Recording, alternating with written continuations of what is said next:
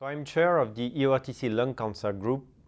It's one of the most active groups at EORTC. We have a very nice board member, very active board member, and very active young oncologist, which is one of the key things in the lung cancer group. We really push young oncologists to be part of the clinical trial and to promote some activities. We had a very nice publication last year, a big work led by Professor Dingemans and Professor Novello on the definition of oligometastatic disease. It's not how you have to treat it, it's how you define how many mets, how many sites, because we need an homogeneous definition in order to build clinical trial in one population, oligometastatic disease, and then answer what is the best strategy. So a key publication last year.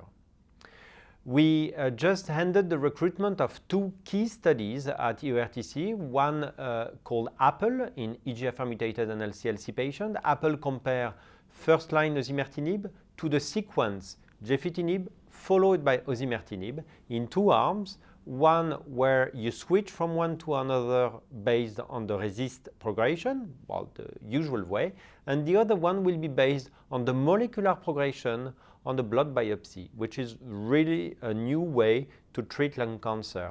Very nice information will come from this trial. And the second one is with immunotherapy in small cell lung cancer. We have compared chemo alone or chemo pembro upfront, but it's a phase 2 where you start immunotherapy only in those patients that responded to the first 2 cycles of chemotherapy. So the idea is you debulk the disease and then you introduce immunotherapy with the third cycle and then as a maintenance treatment. Again, a very nice strategy study.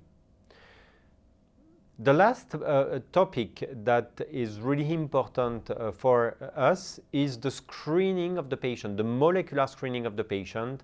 And we offer nowadays 3 kinds of screening, either a combination of whole exome sequencing plus RNA-seq in all the metastatic non-small cell lung cancer eligible for immunotherapy. So patients sign an informed consent, the investigators send the blocks, and in 6 weeks, it will get this very broad molecular profile. It's for free, and it's really useful to treat the patient and maybe give the patient a targeted therapy. And then we do the same with a smaller profile for the thymic malignancies and the mesothelioma. Again, very nice to have a profile in this rare disease where we poorly know if there are some potential target. This is also something that we do for free.